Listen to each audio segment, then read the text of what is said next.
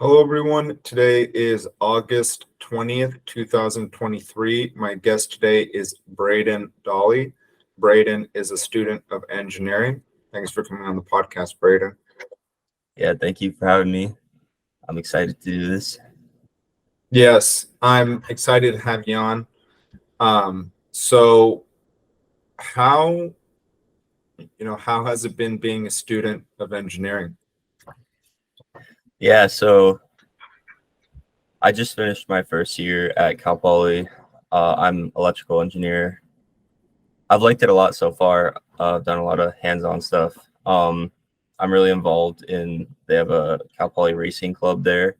We build F1 cars. I just did a presentation yesterday actually for design requirements for like alumni and sponsors about harnessing, because I'm gonna be the wire harnessing subsystem lead for both the combustion and electric cars that we build. And basically, yeah, we build two formula cars, combustion and electric, and we compete in Michigan at the end of the year against other schools. And last year we got like fifth or sixth in the nation, which was like one of our best. So hopefully we're striving for better this year. But yeah, it's exciting. That's very exciting. And what is wire harnessing?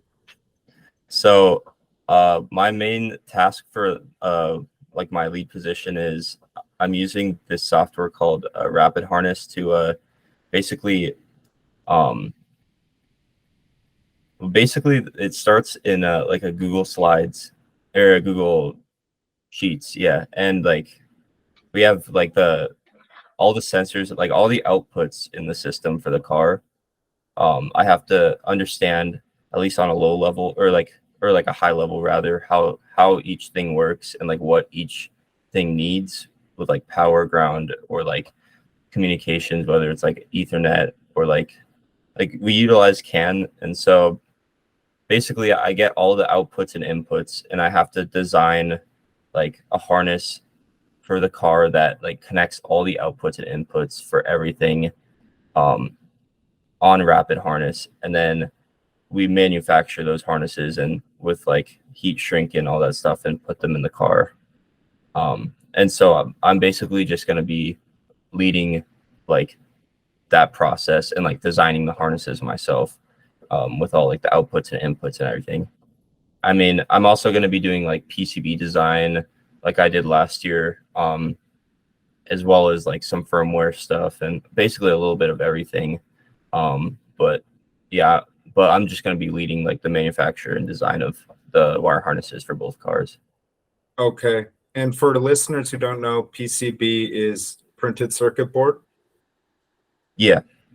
Okay. And what types of inputs and outputs, what types of sensors and output sensors are you utilizing? Yeah. Like we have a ton.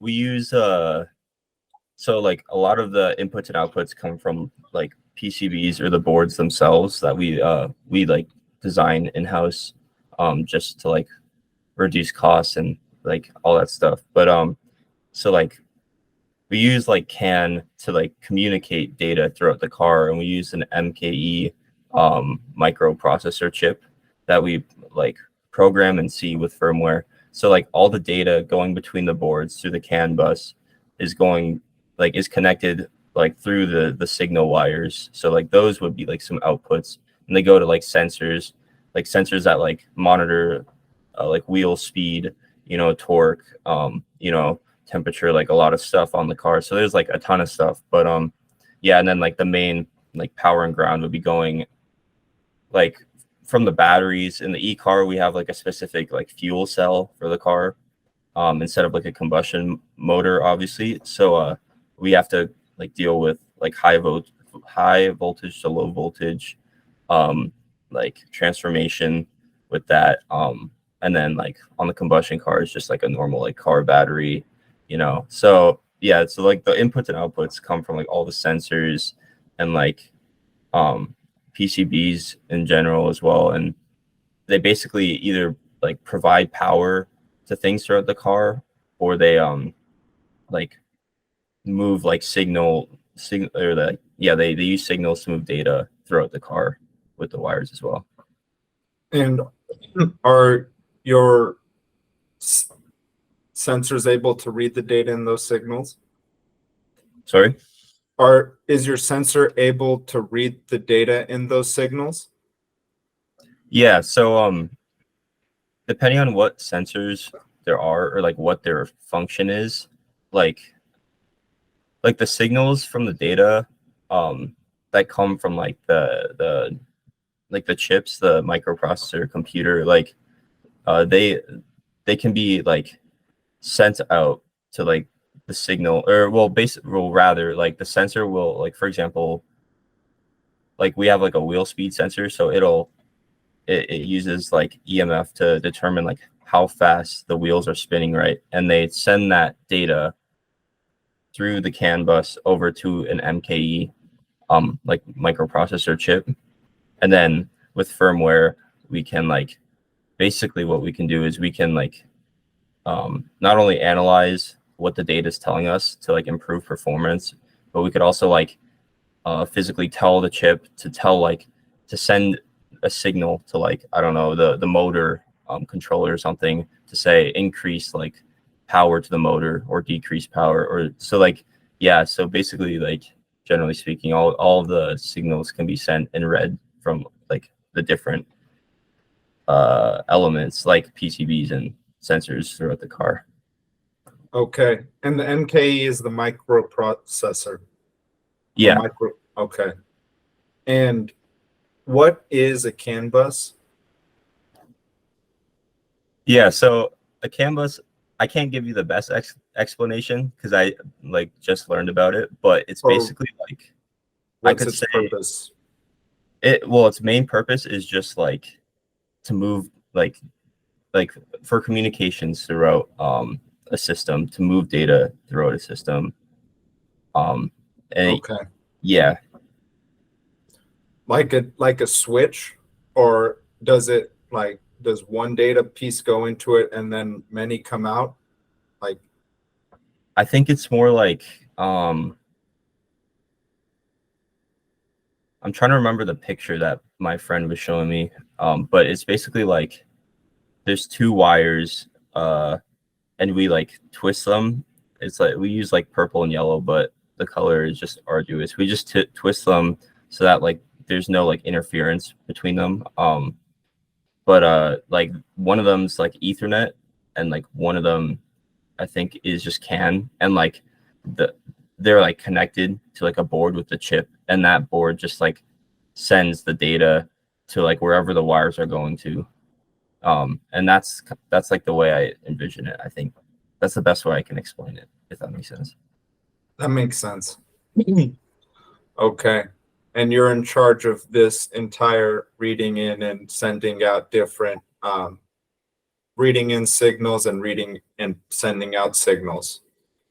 Yeah, and like more specifically, just like maintaining that signal integrity throughout the wires and all that stuff. But yeah, generally speaking, making sure like the signals get between where they need to go, as well as like power and everything to the right places. And what are some challenges you've run into? There's a few things. One of the things that I never realized was a problem, but because basically what we had to do, each of us, because there's different like subsystems for electronics. Like the rundown is basically there's high voltage, which deals with like specifically with the e-car fuel cell, and like figuring out like how to step down that high voltage from like the battery cell pack to the low voltage components like the PCBs, right? And then there's like, for me, wire harnessing, and like making sure everything's connected and like all the signals are good. And then there's firmware, which is like the software for the car. And then what else is there? Oh, and then there's like sensors, which is just specifically focusing on like which sensors we need. How does the CAN bus work with those sensors? And then, am I missing anything? I think that's it. So Wait, sorry, I forget. What was the question again? Challenge the Oh, challenges you challenges. run into. Right. Yeah. Okay. Sorry, I just want to give that rundown for context. But like for challenges, oh yeah. Oh, so going back to what I was saying, like, so we each got we each had like a mentor basically, which was like an upperclassman who were like previous leads, and they like would it was basically just knowledge transfer over the summer. So they would like teach us, like that's where I learned about like the CAN bus for the car. And so one of the challenges I learned about was is basically to generally like describe it. This isn't gonna make any sense, but the way he said it was ground is ground is ground until it's not. And I didn't. And so basically, he drew like a graph, and it was like basically like they're all. So the thing was, he described it as if it was like this, like you know how in a home or like something physically connected to the earth, like that's always grounded to the earth, right? And Yes. so there's like one specific ground. But the problem is in like something like a race car or like an airplane or like a submarine is another good example. Like the ground, like we have a firewall in the middle of the car to so there's no like signal like arcing basically between like chips and stuff and like the high voltage and the low voltage. So What basically, what does signal arcing do? so like the arcing basically is like it's it's basically noise from outside um outside like signal noise from like outside like elements, I guess is the best way to describe it. So like in a chip or in a PCB, one of the things you try to do is like if you have like because okay, so this is actually a good point. Last year I designed the discharge board for the e-car, and the discharge board's function was mainly to take like the high voltage output from the fuel cell battery and like there's like crazy amounts of current because that goes to the motors, right? And you need a lot of current to push like the motors for a race car with an electric car, right? So it took that high voltage, and the discharge board had like it had some resistors, it had some relays and a MOSFET, and it basically if the voltage got too high, it flipped the relays so that the voltage and current went to an emergency shut off for the car. So it was mainly like a safety switch, but it also the board also provided like it continuously provided power to like the controls for the car as well. So like the power would go to the controls until if the voltage got too high or is like a dangerous amount from the battery pack, it would click and reroute it to the safety controls and shut off the car basically. So so well sorry, what was your question again? The question was originally I think we were still on challenges, Yeah. and then you brought up I don't know. Honestly, I kind of lost it myself. Oh, it was about noise. Okay, sorry. Yeah, Oh, yeah. arcing.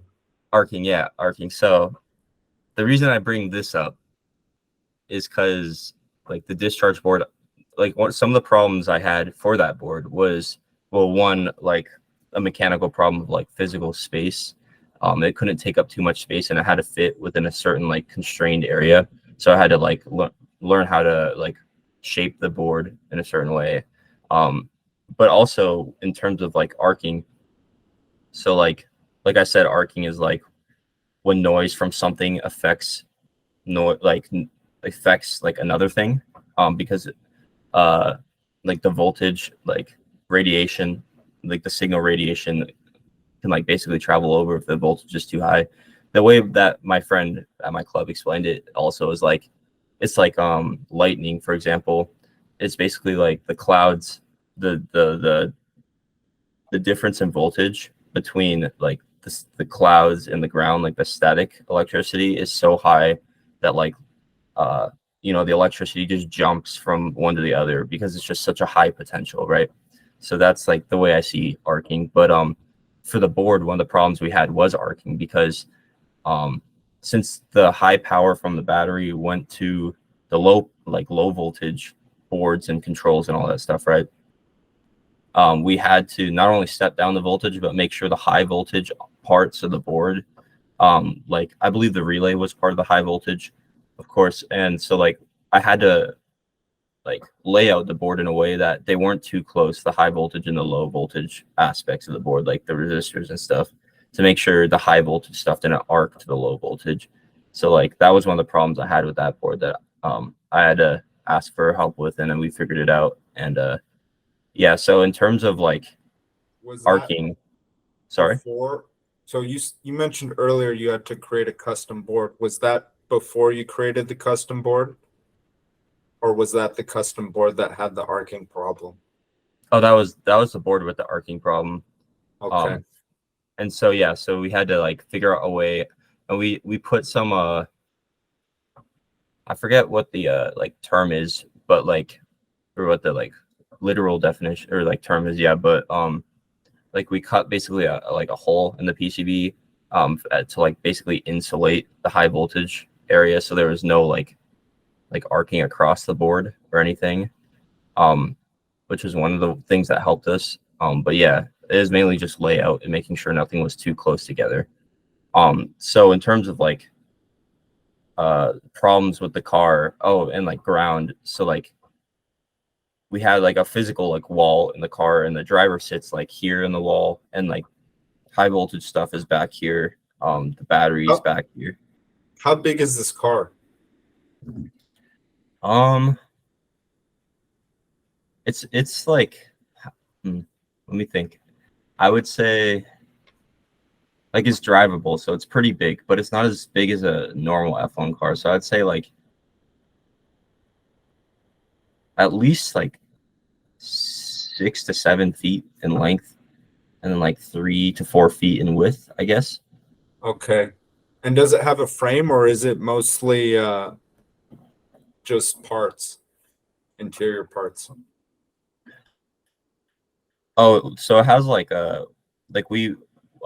we build like a chassis in-house for the car, and like aero frame for the car with like wings and stuff to make sure it's aerodynamic. And like that's not really like my department, so I don't know too much, but like that's basically a rundown of like the like physical frame of the car, and we got like suspension and everything. So like to my knowledge, we kind of make everything, but I think there's some stuff that like we have manufactured, I think. Yeah. Okay. And the frame is, engineered or manufactured out of house to be aerodynamic. It's not just a car like with it's, I'm because when I'm imagining like possibly just like you have the EV or like the motor right there, all of its parts right there, all the wire harnessing, like when it comes to, you never know. So, oh, got you. Yeah. and so, so the aero frame is, keeping that aerodynamic nature of the car for it to go faster, correct? Yeah, correct. Yeah. Okay. That makes sense. Yeah. So like I guess to go back to the original thing about like arcing, so like basically we have like pedal box and like driver controls in the front, and we have stuff in the back, right? And like the thing is, we have a common like chassis ground, where we literally just ground everything like the main stuff to the chassis itself, and like the metal frame of that. But the problem with it is like the front of the car could have a potential difference to the back of the car, which means ground, like the ground is supposed to be 0 volts, right? Like just definition wise, but with like something that's not physically grounded to the earth, like the car, like the ground for the front like components of the car could be like 3 volts higher than the ground, than reference to the ground in the back. So like they would both be 0 volts in comparison, like in reference to their own like domain, I guess, but in reference to each other, there's like a potential difference. So then there's like really no common ground, right? So like there's different steps of ground. There's like analog ground, signal ground, chassis ground is like the bottom. And so like everything's relatively close, so it's like negligible until you get to a point where there's things that are like grounded that are like so far from like chassis ground that like it's not negligible anymore. So you have to account for that by like rewiring in a way, or like basically that's part of the thing I have to do to like maintain, like, I guess signal integrity is the right word for this, is like make sure we have like a common ground. And if we don't, make sure there's no like arcing, because like the potential ground differences, right? Between the front and the back, make sure like everything is grounded to itself so we don't get some weird like issues, you know? Yes.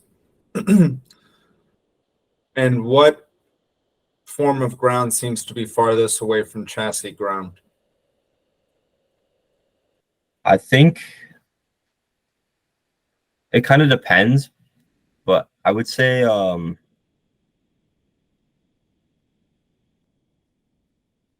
I don't know. I think like what, like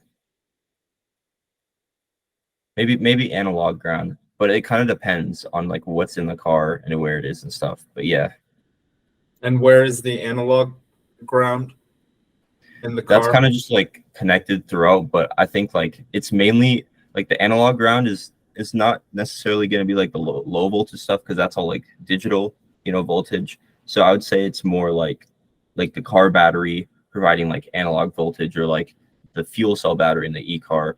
So I think like if that's not like physically connected to ground, that could have a different, like a potential difference. I would say like the main potential difference is like the stuff that's separated from the firewall, from like the physical like little wall we put in the car, because they're not like technically connected, you know. How are they connected? Well, like they're not like connected by like a ground wire, if that makes sense. Like they don't have a common ground. We could make a common ground, but like so basically we use chassis to connect them as a common ground. Originally they're not connected, but like one thing we could do to like solve the potential difference between the ground in the back and the ground in the front is to connect to a common chassis ground, which is like a low level ground, you know, and that Okay. kind of like connects them. But you choose not to. I think we did last year, because and since it worked out, I think we have to look into it. But as long as everything's working properly, um, I think we'll continue to do that. I don't know. We'll have to Oh, look at what's going on. okay. But this is an explanation of what that mentor said to you: ground is ground is ground until it's not. Yeah, exactly. Yeah, Okay. Wow. it's crazy. Like for me, because like I mean that just sounds like such a ridiculous phrase, you know. But like, and the What thing makes you is, say that? it just seems like paradoxical. Like how could ground be ground but not ground at the same time, you know? Like it's just Uh, contradictive. quantum physics, I think, is I mean, I don't really know much about the differences, but like I think possibly, you know, because that's the one thing is like you realize like physics, like even quantum physics is wrong, but seems to be, you know, on a certain scales much less wrong than standard physics, classical physics. Yeah, no, yeah, I understand. I don't know too much about quantum physics. I think I have to take one class on it, but I've always been interested in it, so I think I'll look more into it. But it goes to your point, like what you said, like it's kind of like, whoa, ground, you know, Yeah, this is it just like same thing with that. Like it's when you kind of, I'm not sure, but science is an, you know, scientists are very, you know, are engineers' friends. And like I feel as an engineer, you know, in education, like we follow the science, the scientists. Scientists like innovate, they discover new science, they, you know, apply that science in a pretty non-applicable way to society. And then yeah, the engineer's job is to take that which is pretty much like just kind of like, even today you have the computer scientist who just kind of works on these various different mathematical algorithms, or traditional biological scientists or mathematician physicists. But Yeah, then we as engineers, like, we follow them closely, and then it goes to the point of like ground is ground until it's not, or in various other. I definitely think like I definitely agree with you, and I think I don't know if you've seen Oppenheimer or not, I but should watch it. it's really good, and it basically what you said is like summed up in that movie.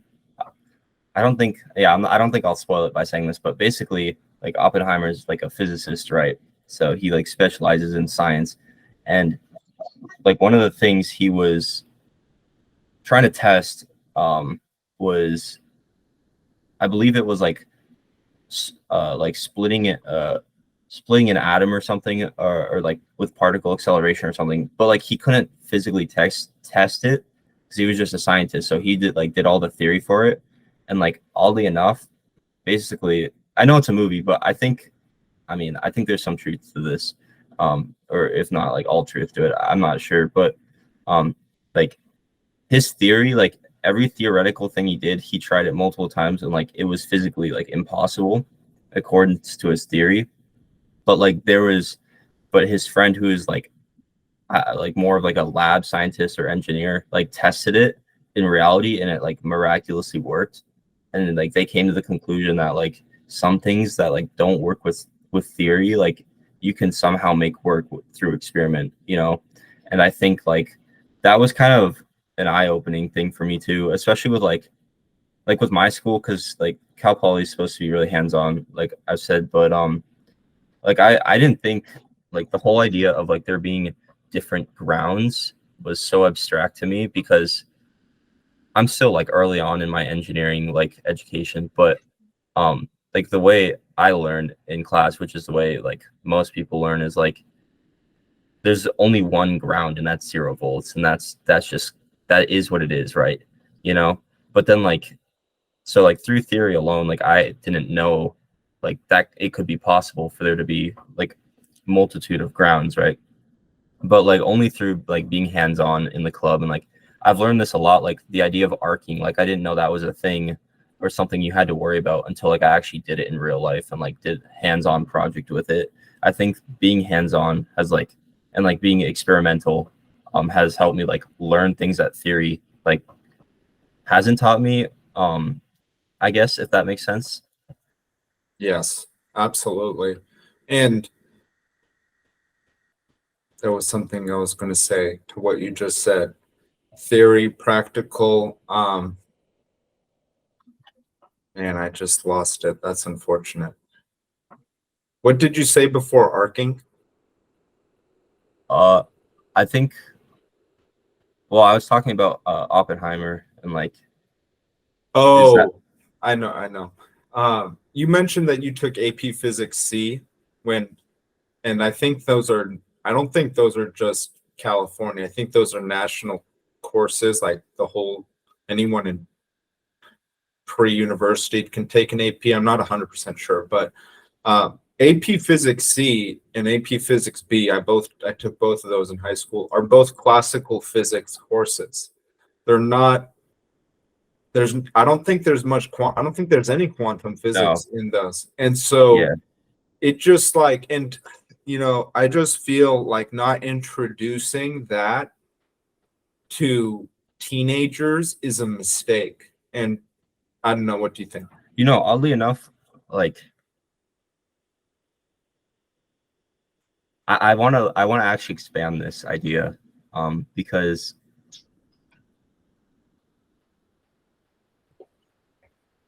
I don't know how to phrase this correctly, but I'm just gonna say it as like I think. Basically, I think like for me, it's dependent on the teacher, of course, but I was never really like challenged in high school, middle school, you know what I mean? And like I was challenged at times, but it was never like I had one teacher at J Sarah, and that was like the most challenged I think I've ever been in the class. But that was just because she was a hard teacher, and it was like pre-calculus, so the material was easy. Where I'm getting at this is like, I'll get back to your point, but this is like related. Where like I wish in math that I could have learned stuff earlier, if that makes sense. Like I wish I could have done calculus like freshman year or even in middle school, because in elementary school, like I didn't do any math because I was held back with like we were basically learning how to read numbers, in fifth grade. I did not need to learn that in fifth grade. I wanted to start learning about like algebra, like, but I couldn't really because I was constrained to it. And I wish, and this isn't partly like I could have, well, I don't know. I could have done more on my own at such a young age. I didn't know this was like I didn't know enough. So that's that. But I wish like I wish like they gave you the opportunity, if you like could, to learn calculus earlier, learn pre-calculus earlier, because like algebra and pre-calculus were like, they're very fundamental, and you need the fundamentals, and you need to be good at the fundamentals. But if you're doing the fundamentals over and over and it's so slow, like you're not pushing yourself, then you're never gonna grow, And so like for me, I felt like I wasn't ever really, because for one example, this is like in high school, like at Aliso, I took Calc AB because I wasn't sure if I would be good enough at Calc. But the problem with that was like it was during the pandemic, and like I barely even I barely even focused on the class or like really like listened or tried, and I still got an A, and it was still easy. And like arguably could have been the teacher, could have not been the teacher. I honestly think like the material was just easy. And then I went to Calc BC because it was either I take statistics or Calc BC, right? And for me, I was like thinking to myself, maybe it's good I take 2 years of calculus, because in college I'll have to go straight into calculus, again, and like continue with that. So I took Calc BC because I was like, that would be more helpful to me than statistics, right? Especially for engineering. But the problem was, for Calc BC, it was all the same stuff as Calc AB. It was the same exact class except for like one extra chapter. So I like, again, I didn't have to like show up or try or whatever. And like the teachers were all good. It's not the teacher's fault. It's just, I think it's the system, because it's just like I was never pushed, so I didn't grow at all. Especially my senior year of high school, because I took physics C junior year. So my senior year of high school was all just like I had to just randomly throw in classes just so I could like graduate. At that point, there was no oh, what's the next class that could progress me? It was more just like I have to take classes so I can graduate. One of the things is I took like an IVC like computer math course because I was just so bored, and that was pretty interesting. But so like for math, I wish like if I have kids, I'll definitely, if they're into like STEM and math, and I think just generally because math helps with like logical thinking, and I think it's good. Like I don't want to like force anything upon anyone, but like I think allowing them to be able to grow to their potential quicker if they have the ability, that's better for them than making them, wait. So going back to what you said with physics, like I definitely agree. Like I think that, as well as computer science, I think physics should definitely be taught. Like I think quantum physics should at least be introduced to at least high schoolers, because I don't know, I went from not doing physics at all to doing physics C, which is like supposedly the hardest high school course. And like it was challenging. It was probably one of the most challenging courses I did in high school.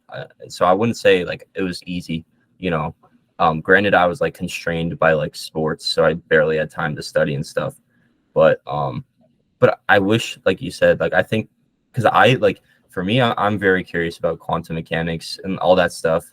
But it's like I wish I could have just taken a class on that in high school, where I was just taking like random classes just to, graduate. I could have been taking like a class like that where I would be like curious and like want to go to school and, want to learn, as opposed to like not. And I think it's like an interesting, like, especially I think it's an interesting field of science to like know. And I think it's like like good to know, because as science progresses, as we become more technological and like understand more about the universe, like I think we should develop quicker, you know, be able to, or at least try, you know, if that makes sense. And sorry, I've been talking for a while, but I think the last thing I want to add is there should be an ability or some, I know schools are definitely constrained with like money and whatever and everything, so that's that. But I definitely think and there are like computer science classes exist,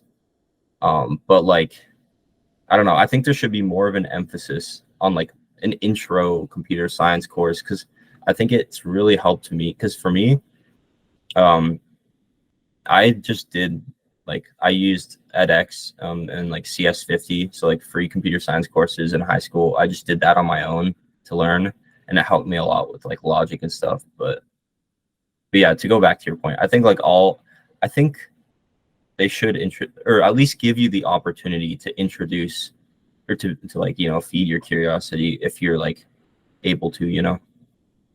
Absolutely. And, you know, people talk about the public school system and all these different systems and, you know, charter schools, private schools. I, you know, am very not educated on it, and what could function better or not.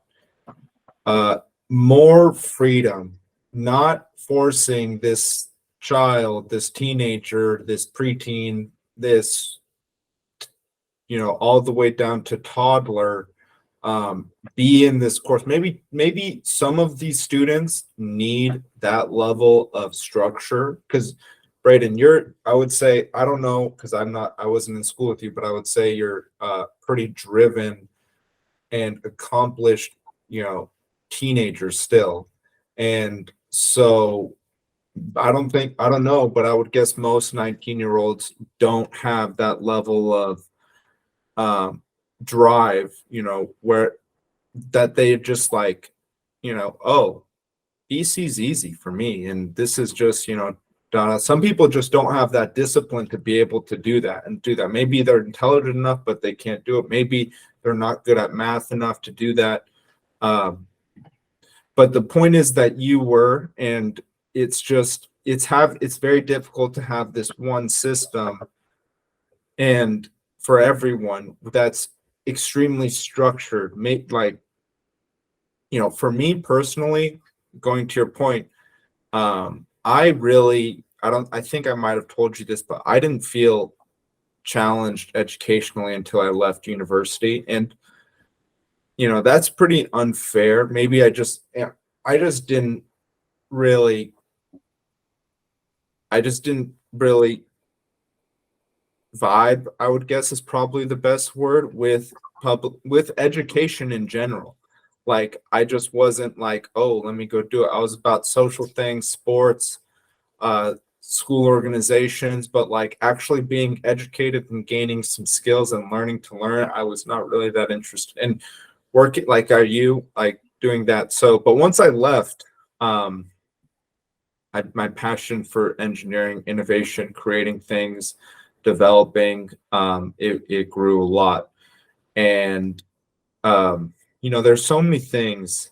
Like I was an electrical engineering major, and you know, I would just say, you know, we had an outdated curriculum. I would say, you know, also, I don't know if I needed to go to math necessarily early, but like in elementary school, I was like, I could have been challenged way harder, and like I wasn't. So then once you're not challenged, like from 5 to 8 years old, in a way that maybe like people that are getting the education 5 years older than you are, and you feel like you should be, then you're just, you know, you're not going to develop as quickly as you can. And then you've got these like, you know, Isaac Newton, who develops, you know, classical physics theorem at 16 years old. It's like, you're not going to get these guys by giving them standard textbooks. Like these Yeah. children, you know, No, they're gonna. I agree. And that's because I mean, it's funny because like when you mention like really like advanced scientists from the past, like Isaac Newton, for example. Like I think for the way I see it, at least for myself, is like there are definitely like people who are just geniuses, right? Um, and I'm definitely not one of them. But I would say like I watched this video of it was like an interview with Richard Feynman. He's like a famous mathematician. I might have butchered his name, but he talked about the importance, and it's like anything, like it's like Kobe. It's like the importance of like discipline and hard work, and like if you work really hard at something and like give it your all, you know, you'll get as far as like you'll get further than you really believe you could. You could get as far and as like a genius could, you know, like I guess relatively speaking. And so the thing is like to add to your point, like I've thought about that frequently too. Like I feel like if I was pushed, I may not have been like Isaac Newton or whatever, but I definitely would have been like a lot further along my journey than I could have been. And like there's I don't think there's any regret with that, but I definitely want to be able to provide that opportunity to my kids. You know, that's part of the reason I want to be in engineering and like learn all this stuff. You know, it's like, because like I've told you, I play a lot of music. I've taught myself guitar and piano, and like part of the reason, I think one of the most important reasons, I think, okay, actually, I want to back up. I think reason itself is like of utmost importance in anything. You know, I think to go back to what I was saying. When you say reason, do you mean purpose? Like the Yeah, purpose? Okay. exactly. Yeah, that's a better way of saying it, because like I know a lot of people that are in engineering for the money, or because their parents are engineers, or because this, or because that. But what I found is I just love like learning. I'm just very curious, you know, and that's what's driven me to like join clubs, to like be hands-on. And like the more I learn, the more curious I get. And so like I've said, like the work doesn't feel like work, you know?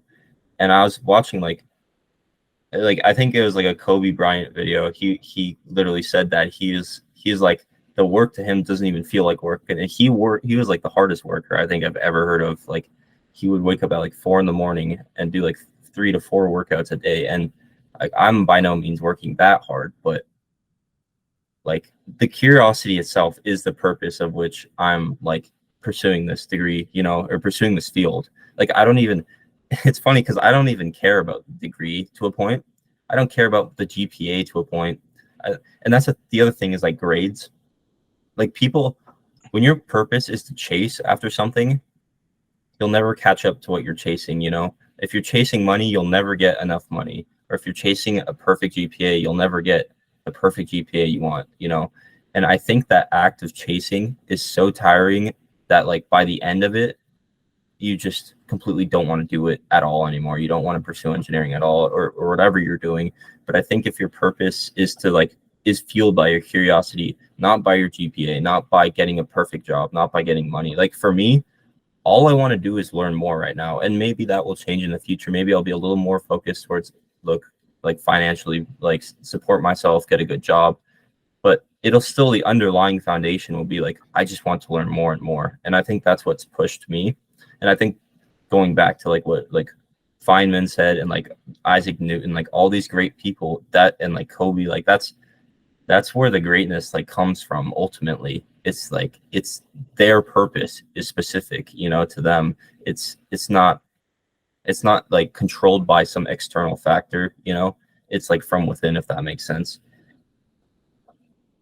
Yes, it does. And I read a book recently. It's called Build by Tony Fidel.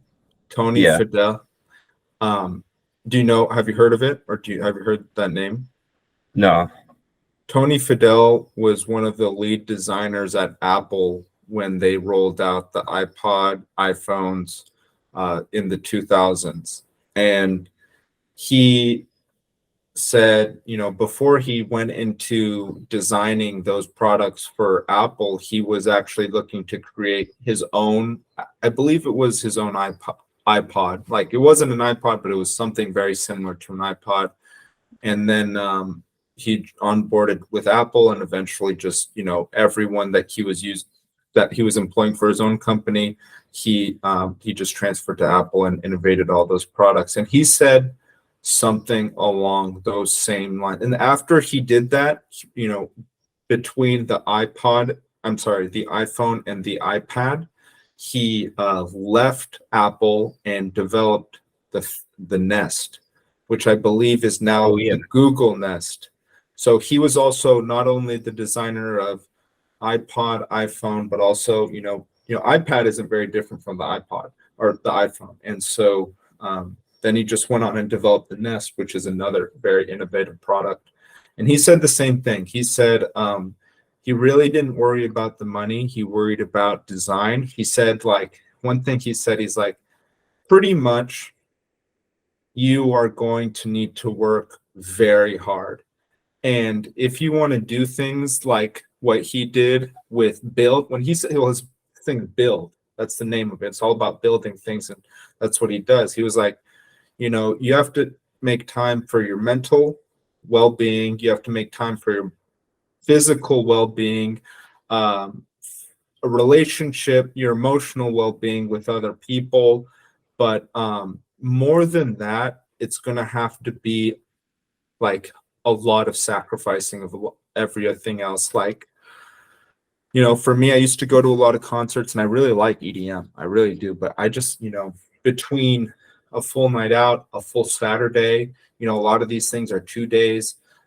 Just even carrying, like, even there was another concert out and I could have bought the ticket and probably resold it for like twice as much. And maybe I should have done that. But even just going in there, buying a ticket, keeping it, probably by the time it comes, possibly wanting to go, and then having to sell, that's all work and that's all extra and that's more thought process. And it's like, now I don't, I let it pass, and now I don't have to worry about it. And when it comes up, that date for that concert, like, a lot of my friends will be there, and that's fine because a lot of my friends aren't attempting to do what you are. I mean, the thing about it is, if you do, you're, like I said earlier, very disciplined. And I say teenager because it's, not to say anything in like a demeaning way, but you're just to say you're pretty young. And, Right.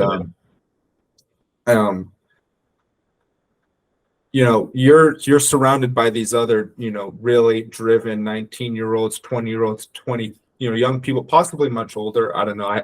I went to school with engineering students that were like over 50% older than me, so you got to make sacrifices, and like you said, discipline. And it's like, I've also, smart people there, and I think I told you this, like, there are many smart people who do not become successful mostly because they don't have discipline. And I think a lot of it is related to they overestimate their capabilities, and they have a very huge ego and aren't able to recognize, like, all right, I have vulnerabilities, I have weaknesses, and if I don't, somewhat either guard, defend, somewhat like strengthen these vulnerabilities, or just evade certain situations that I can very obviously see these are terrible situations. Like, people will, why I say ego is like, people will do something and it's very obvious this is probably not healthy, but for some reason they're like, but I'm me, so I can do this and I can recover from it, and then I can just do all these other things that I want to accomplish. And that's not necessarily true. And if you have a lot of humility, you're able to recognize, like, even Warren Buffett, Warren Buffett apparently hasn't had a drink of alcohol ever, and is not, doesn't do drugs, obviously, ever. And so you recognize that. I mean, that's not necessarily the case for all of people of that nature, but like, it didn't just like, he wasn't that. It's I guess the point is, like, if you want to do things such as I think you want to do in the future, and like you said, like, learning is there's a great thing, like, especially for someone 19, like, you learn skills and skills and skills and skills, and then, one day you'll probably enter the employment market. And, one thing that I say, engineers can use, like, vision, because once you have vision and technical skill, like, boom, like, once you see, like, a system, like you've seen it, like, even at school you were able to notice, like, oh wow, this wasn't very challenging. Well, now you see how that system works with education, and you just build skills. Right now we're working hardware, but if you were to work software, those would be skills that, even hardware, I mean, I I follow Paul Graham, he's the founder of a startup accelerator, Y Combinator, and he's an angel investor. And he, recently wrote an article and said, like, we're kind of in a golden age of hardware. And I truly believe that, because, like, the IoT space, I think it's really not hit its exponential way up. And I think it will. And when it does that, like, it's going to be pretty, I mean, I don't know what's going to happen, but electrical engineering, I mean, and I think you're in the space where you're going to you're going to have the skills that people find extremely valuable to develop these things, because a lot of people have ideas. They have fantastic ideas. The issue with, and I just read about a startup that they got a bunch of funding, and they spent the funding on fantastic engineers and a great legal team, and then they within 2 years all of their funding dried up. So people who want to build, who want to do great things, like, hard skills matter. No, yeah, I agree. I think, well, I want to backpedal a bit. I'll get back to this and talk about, like, well, first about, like, the people, how you said the people, like, around you are, like, you want to be around the people that will help you grow, I guess, is one way to, like, generalize what we were talking about. And, like, I think one of the main things I realized between the difference in high school and the difference in college, at my school at least, and this is not, I don't know how to explain this, but the way I would say it is, like, my college professors so far, like, every single one of them has been, like, phenomenal. Like, I've had really good high school teachers too, don't get me wrong, but every single college professor I've had, at least for my engineering, like computer science, all math, all that, like, STEM stuff, like my related stuff, like, they've all been extremely, like, really good teachers. Like, they know their stuff really well. They communicate how, like, they explain it really well. They're always available, and, like, they really care. And, like, I think going back to, like, the school system, like, obviously it's very difficult to have a teacher with all those qualities, right? But with, like, the right teachers, like, I believe, like, with the right mentor, like a kid or, like, anyone can grow, like, to, like, an insurmountable point. Like, they can grow so much more, like, rapidly, so much quicker, and become, like, so much better at what they want to do, or at least, like, delve so much deeper into whatever they want to do. I think the mentor is just as important as, like, what the mentee believes. And then, like, also to add on about, like, how you like EDM concerts and stuff, I definitely think, like, balance is key too, though. Like you said, it's one thing to really be invested in your work, but you also need to balance it and, like, focus on I forget what was the name of that Apple developer. Tony Fadell. Yeah, like, exactly, like how you said he was designer. Oh, designer. Okay. And then like, it's like how you said, he said that he was, like, talking about, like, make sure your relationships are well and all this outside stuff as well.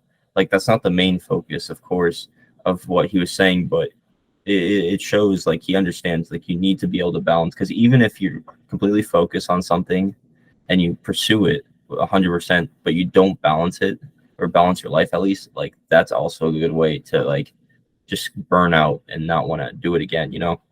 And so finally, to get back to about like the hardware and software stuff, um, yeah, like right now I'm specifically like at school, at least I'm mainly doing hardware. I'm doing some software, but not as much as hardware. But right now, um, I'm working on, remember how I was telling you about how I wanted to build that app, and then like I couldn't because like you had to pay like $100 or something a year to publish or something on the App Store. Or so instead, I decided I want to make it into a website instead. And I've been like learning. I think YouTube is like insanely helpful. It's you can learn like anything on there is what I've realized. At least just the internet in general. I've been learning. There's like a full like Django course on there. So I've been learning like Django so I can implement my Python files, like my functions into like a website. And Django is like the back end of the website, like requests and responses, like in the server working and all that stuff. And I want to get into like the front end of it with like maybe learn some JavaScript or like utilize some of that. Maybe some like React is another language I've heard about. I haven't gotten to the UI part, the front end, but the back end is like really interesting, and I definitely want to keep going down this path. Like I think projects are like the best way I've realized to learn,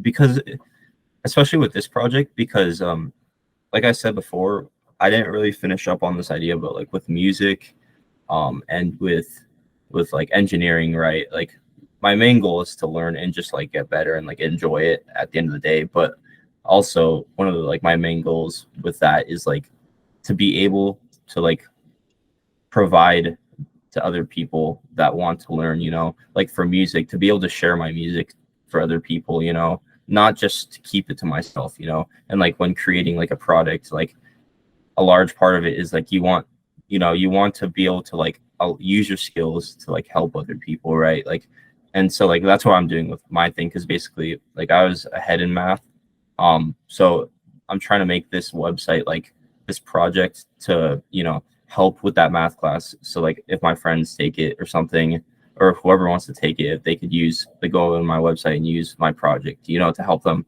And so like that project is like specific to something I wanted to do, you know. It's not just like oh, I wanted to build a website to build a website, if that makes sense. But, Absolutely. And did you have something? that was basically the end of that whole idea. But yeah. Okay. Absolutely. And recently, I posted on Twitter and I got some flack for it. It's the destination that matters, not the journey. Right. And Yeah. and that is that's a design, and that's a product development, and that's a you know, for us as engineers, and when we try and do that, like we are super technical, and like throughout this time, like I know what a PCB means, and like I know like what a purpose of a canvas is and all these things, but like, you know, had a podcast with Ryan Shamlu, KKP 41, and he said he works a lot in the cryptocurrency space, and he said the people that are going to be of the most value are the ones that are able to communicate very technical things to non-technical people. And I think even for us as engineers, that is not even just with our words, but with our products. When we're able to engineer very technical systems to users in a way that is pretty simple, like it's pretty elegant is really the best word to put it. And that's, you know, Apple, their products are elegant compared to some other products that you can get. And I forget the point. Oh, and that goes to the point.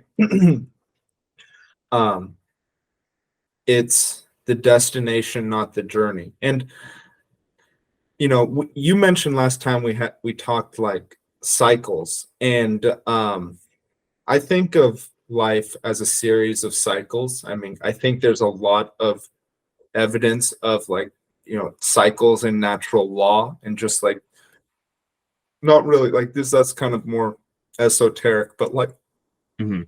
you can see cycles in like patterns.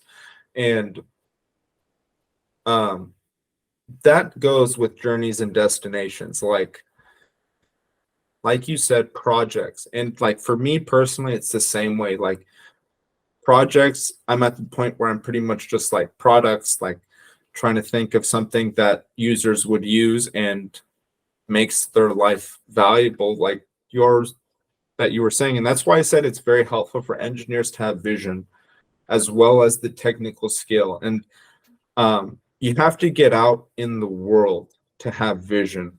And that's not necessarily, like you said, you need to have a balance. And if you don't have that balance, I think you get too lost up in the technical stuff. And once you get technical enough, you realize, okay, I'm here, we're doing pretty great things, but what's the purpose of all this? Because, and that goes to your said reason, purpose, like what's the purpose of engineering this? Let's not engineer something that's worthless. Let's not, and like you said just right now, like, and something that I wanted to bring up, scientists, like they don't think about money the way engineers do. And because you even mentioned like,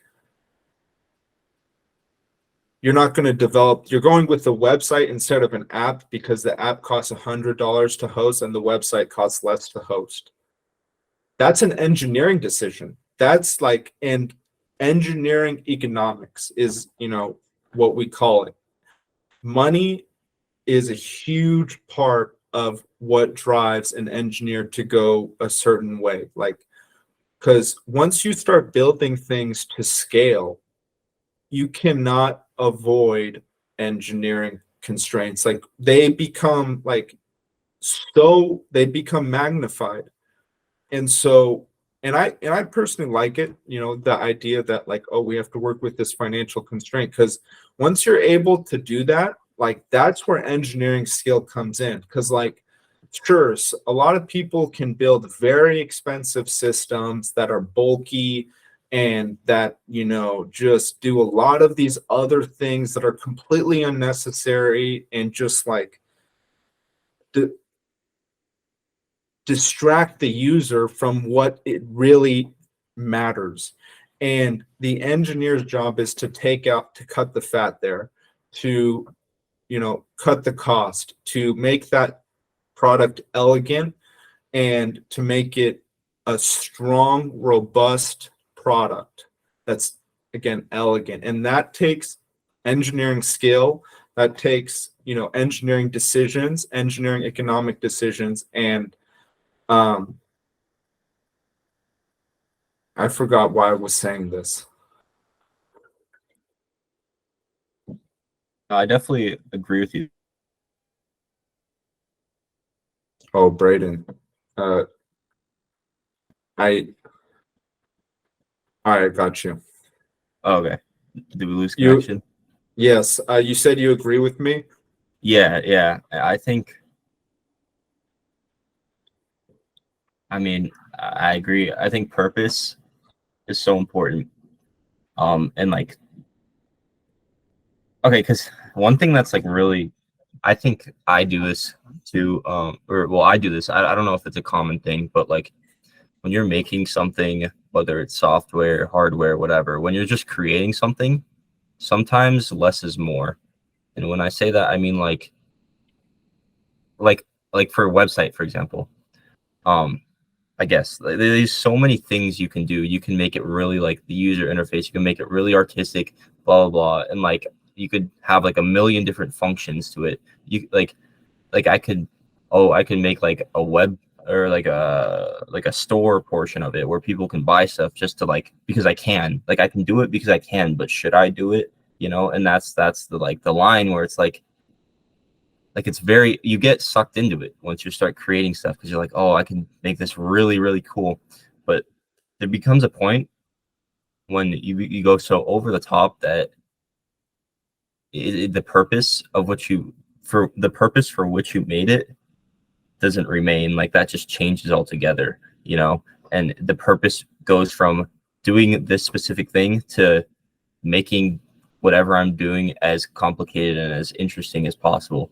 And I think it's important to like make it interesting and cool because that feeds your curiosity, and like it's cool to do all that. But there becomes a point when like I said, like balance, like making sure that it works the way you want it to, and you know, like that other people can enjoy it too, not just yourself. Because when you make it so, when you don't make it robust, but like instead you make it so complex, like you're gonna enjoy it a lot because you made something really cool. And I think that feeds the ego. But like I think in order for it to, you know, reach out to other people, you know, to impact other people, they need to be able to understand it, to feel it, to love it too. And I think like what you said with Apple, I think Apple does a good way of like designing their products that way, because it's like when people get an iPhone, like they think it's just like a work of art, like you said, you know, it touches them. It's, and even though it's like an unconscious thing, like it happens. So I think not only making something so that you enjoy how great it is and how much you love it, but also so that others can enjoy it and aren't overwhelmed by your own curiosity.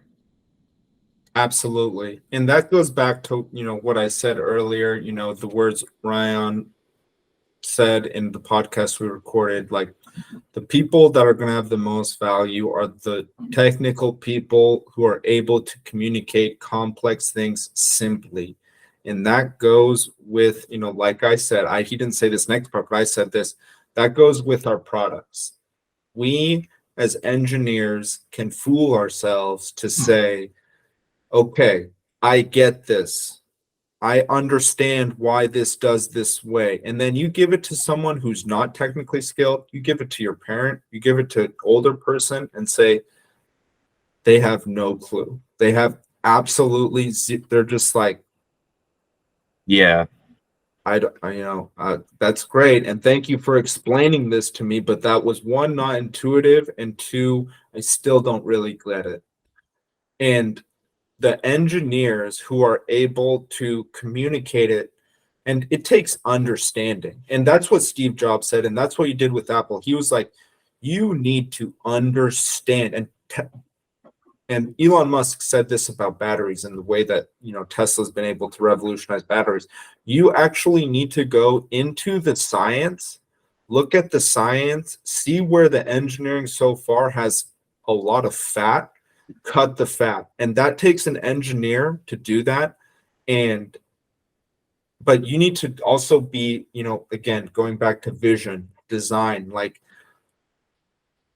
you said, and then you can just create these amazing, you know, things. So like, you know, a lot of times, and I've seen this in like engineers, they need to be told what to do. And like, that's because they have a difficult time sometimes taking their very complex ideas, complex thought patterns, and simplifying it to a way that a non-engineer can interpret it well and with clarity. But if we can do that with our words, with our products, I mean, then, you know, the chances of us being able to iterate on those products and create things of value, you know, like me, like one thing, if I created something that every single one, not every single one, but friends use, that would be insane. That would, and I want to. And that's the thing it should be. That should be the goal, to create something that your friends use, your family uses. Like, holy crap, you know, Brayden just, you know, is in this something. And whether that's with a startup, whether that's with an established company, whether that's just however it is, it takes a little bit of vision, and it takes vision and technical understanding. It's not, you can't do one or the other, I think.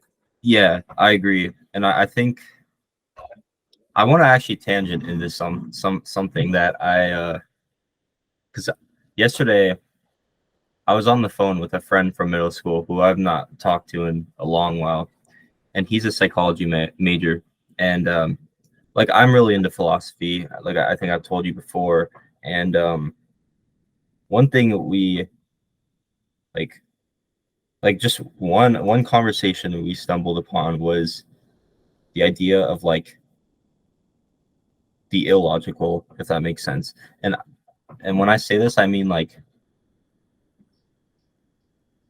I'll kind of explain what we were talking about. So basically, I was talking about like I told you before, I'm reading Nietzsche right now, and I just read his book, The Birth of Tragedy, as like I'm getting into philosophy, to like balance the like STEM with like the other side of my brain and still be able to think and everything. And to summarize it, I think for context of this conversation, I'll summarize it of like he analyzed like ancient Greece again, and like he decided they were so great was because of they had the like Apollonistic, which was the logical, reasonable, like pure like logical, like Socrates, scholars of Athens, like aspect to it, as well as the Dionysic, which was like Dionysus is like the party god, the god of like feeling, like music, art, like all that stuff, and we talked about this last time, and I think the thing is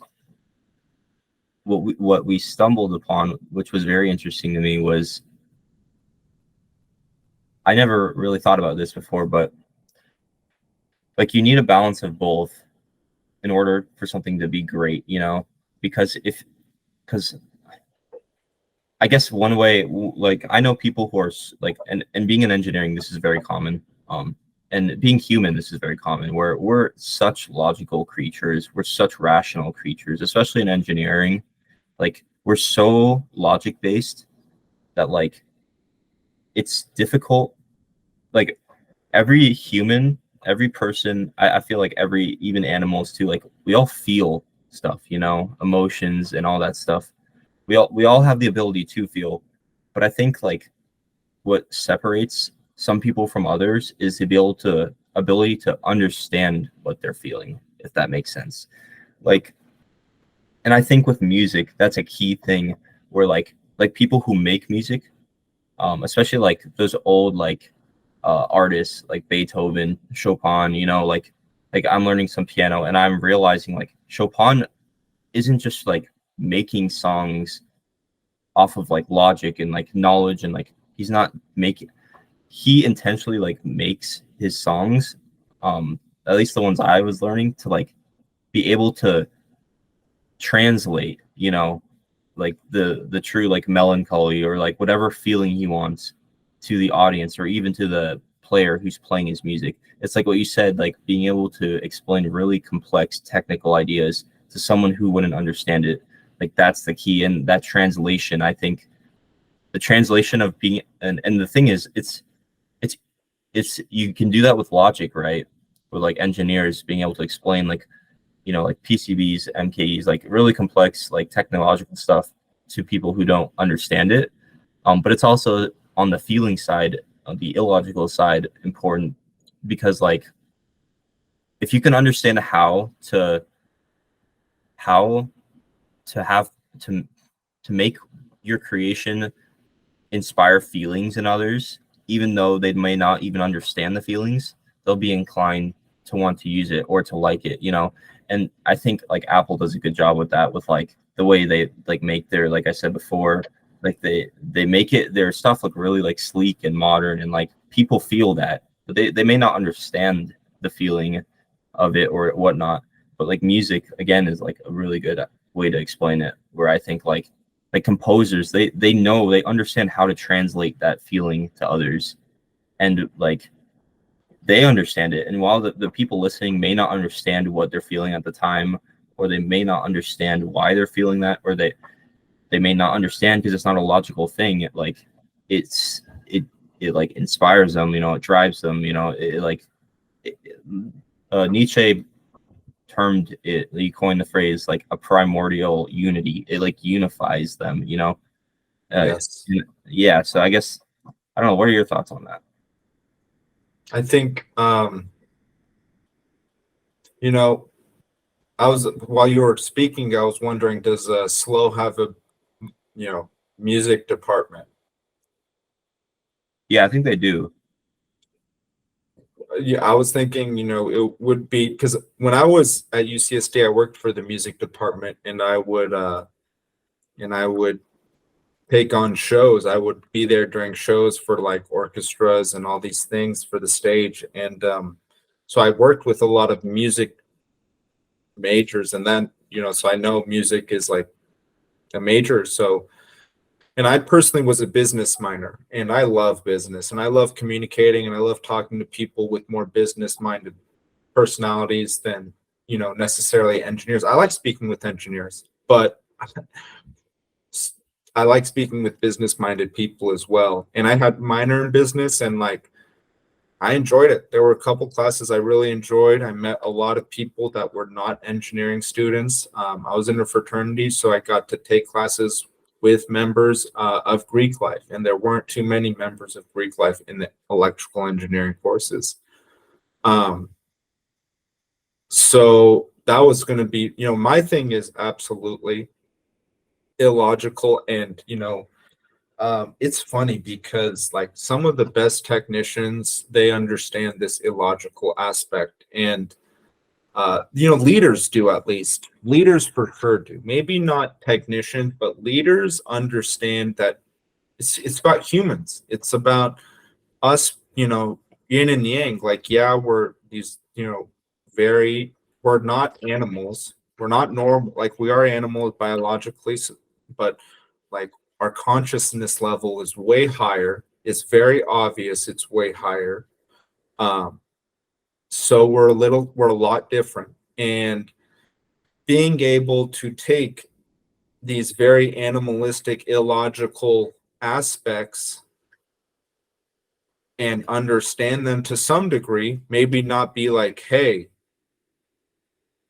I know what you're feeling, but say, hey, I know you're feeling something, and I understand that that might not be what you like. You might be hurting you, might be stressing you, whatever.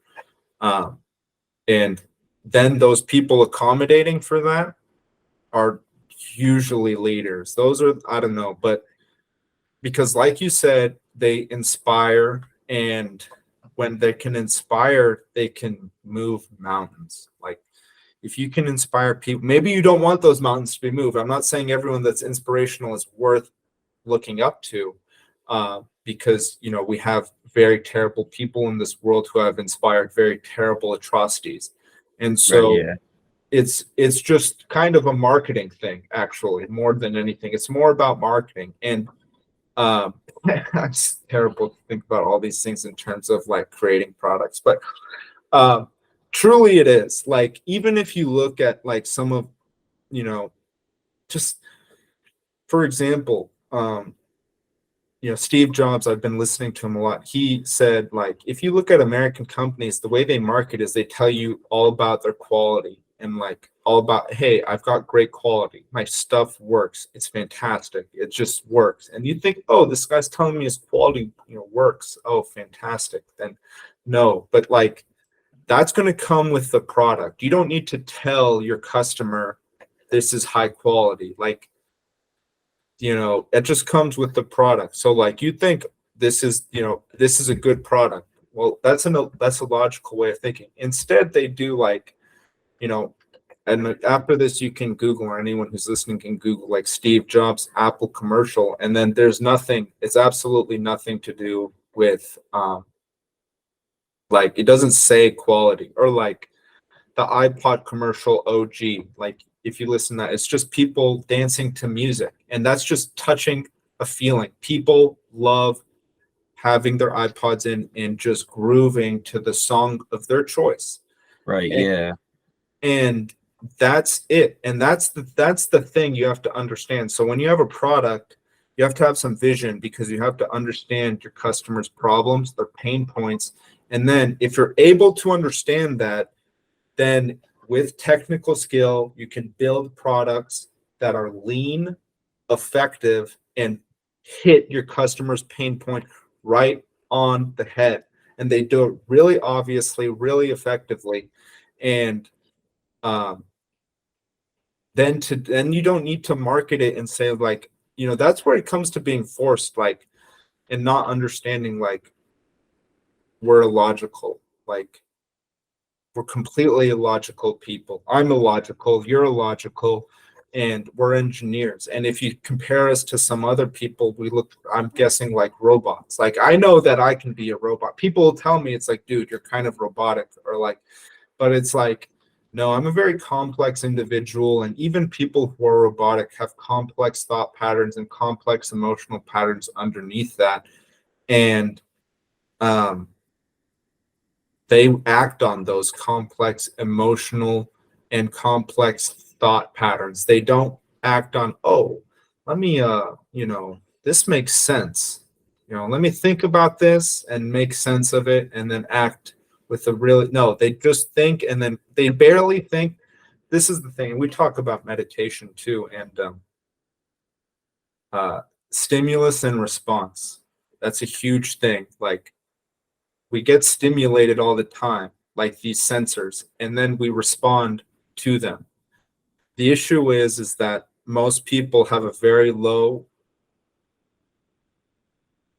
stimulus response. Like their response is very close to the stimulus, and they don't create enough awareness, I would say, to separate the stimulus from the response. And so, I meditate, I do yoga, I like to exercise, I like to run. All those things, like, one, they put you for an extended period of time with with much less stimulus. You really are stuck with your thoughts, and you're stuck with external stimulus too, or internal, like pain. So you're first noticing this stimulus, whether it's, and this is my experience, thought, internal pain, external stimulus, whether that be like a breeze of wind, like, oh, I'm cold now, or like a cough or anything. And, usually, like, for example, if you have back pain, the first thing you're going to do is like adjust to the back pain and just move so that, but I mean, for example, that could also be like an insect bite. And so if you have an insect bite, first thing you're going to do is scratch. Well, we all know that's not good for us. We all know, like, and I've actually heard why we scratch recently. Like, it's pain receptors. They work, like, if you numb this out a lot, then the pain there is much less, like, than the sharp pain or something along those lines. But it's our natural, I don't know, natural, but some sort of instinct to scratch that. And we're told not to. So we need to create space between the stimulus of feeling that itch or that pain at that insect bite, and then us actually putting our hand there, using our nails and tearing up the skin near it. So yeah, I think, yeah, no, I agree. I think the idea between like stimulus and response is also interesting. Because I have started meditating myself as well, and it's an odd. What's crazy is I watched this video. It's by this guy. I think he's in like he does like neuroscience at Stanford. I watched one of his videos. His name is Huberman, and he had this like really long video all about meditation, because I was just curious, and he described like how like not only the brain works with meditation, but like why it works, and like how there's different types of meditation, and like what different types of meditation do differently for your brain to help you with different things. So like, for example, he talked about like interoceptiveness and exteroceptiveness, and in like people who are interoceptive, like you can be one or the other. People who are generally interoceptive are like, it's like they're really I guess, how to explain this, I guess, like initially focused on what is like going on inside their body, like their thoughts. They can feel their heartbeat, even like they can notice like their breathing and stuff really easily, more so than like their environment around them. And people who are external like are like only really worry about like, or like they're hyper focused on the environment around them. Like, and like one example of this would be like like if you were talking to like your crush or something and like your heart was beating really fast, like, and like that's all you could notice and you get really anxious because of that, like that's like an interoceptive person, I guess, or like they're feeling interoceptively at the time. And like he talks about different frames of reference, I guess is a good way to explain it, that your brain can focus on. And he says like most people can focus on two things at the same time very well, like can have 2 points of reference at the same time. Like for example, like if you were to focus on like right now, like the rain outside and this interview right now, like I can like multitask and like feel the perspective of both, if that makes sense, or like my heartbeat right now and like me like talking right now, you know, like, and some people can even do it with 3 things, and that's very difficult to do, he said. But and you can obviously do it with one thing, like hyper focus on one thing really well. And he talks about he talked about um how like there's different types of meditation for each. So like for example, someone who's highly interoceptive, the one good like form of meditation that they could try is like, you know how like the natural form of meditation is like close your eyes, focus on your breathing, focus on your like third eye, you know, like clear your thoughts type stuff like that. And that's like a very interoceptive way of meditating. So like for example, someone who's like hyper focused on their environment and like needs to ground themselves and like focus inwardly and like slow their heart rate down and like that type of stuff, I think like calming is the best way to like better calm themselves down. Like interoceptive is the perfect way to do that.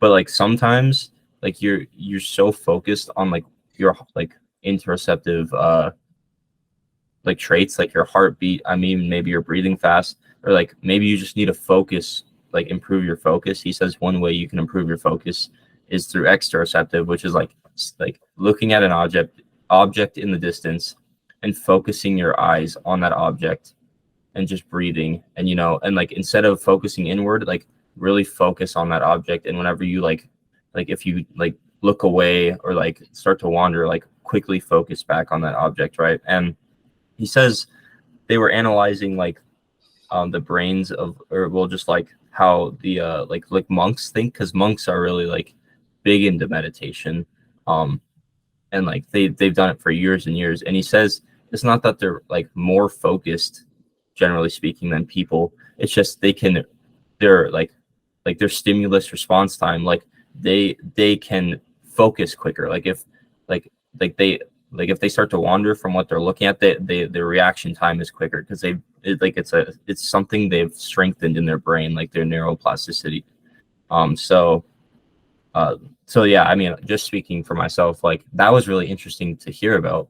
And that honestly started getting me interested in like the human brain, as well as that podcast you sent me about like bioelectrics, because like that stuff is really interesting, how like electrical engineering can be linked to like a brain and how similar the brain is computer to, or is to computers and like all that stuff. So maybe in the future, like I'll just learn about like the brain and stuff just because I'm curious. But yeah, meditate that like meditation video was very interesting. And I realized as like I've tried both like intero and exteroceptive meditations, like I felt like when I do it exteroceptively, um, I felt like it worked. Like I felt more focused after, you know, and like obviously it takes consistency and time. It's like going to the gym, like you strengthen your mind, you know, over time. It doesn't just happen overnight. But I definitely feel like when you close your eyes and focus inwardly, like you can ground yourself a lot easier. And so yeah, it was just interesting because I thought there was only, I didn't know there was different types of meditation and all that stuff. But I think ever since I've started meditating, it's helped a lot. Yes. For me, I was doing 5 minutes a day for a while, and there was just one day where that stimulus response time grew noticeably, and I was like, "Holy crap!"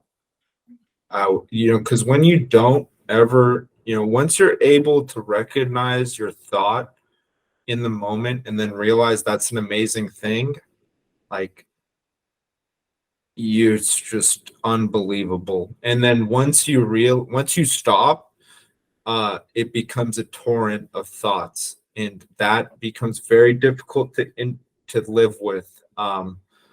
for me, like, because, being mindful, having strong awareness, it goes up and down. Like you said, these monks, they train for decades when they take this test. So, whether people are taking reps in the gym or, sitting down and taking their mental meditation reps,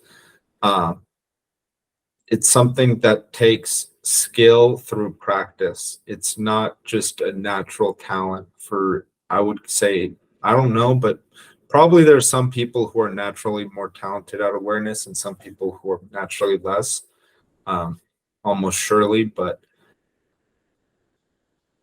it it's something that takes time and I think, like, sorry to interject real quick, but also like a big thing is like complete like abolition of ego. Like if you have ego, that stops you completely. Because especially with something like meditation and like awareness, you can't have any ego because it's very difficult to do if you have an ego. Like you think, hey, this should be easy, I want to do it, and then you give up because it's actually harder than you think. Like meditation is really difficult. But yeah, to go back to what you were saying. it's very difficult, and there's a lot of ego dissolution there, and there's a lot of like, you know I'm not sure, but once you realize like your thoughts are just a torrent, like nonstop onslaught that you barely have control over, and then once you can be like, oh my God, like this is just like stimulus, like whether it's an itch, like I said, itch, but eventually you realize our thoughts are also um, stimulus that we need to separate the response from, because we will be able to act much more intelligently and in a way that we feel comfortable with. Brayden, thank you so much for being on the podcast. Are there any, we touched a lot of subjects: engineering, philosophy, psychology. Um, any last words you'd like to leave our audience?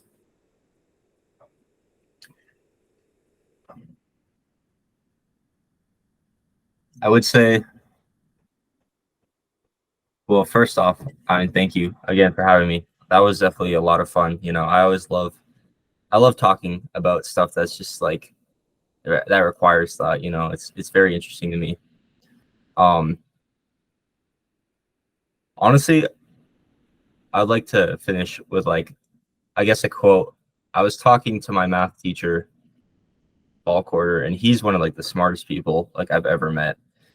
And he said something to me that we've touched on in this like podcast, where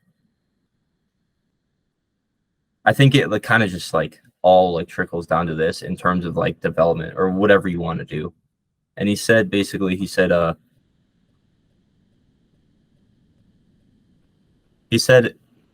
if you end up doing what you love, then you've won at life. And I think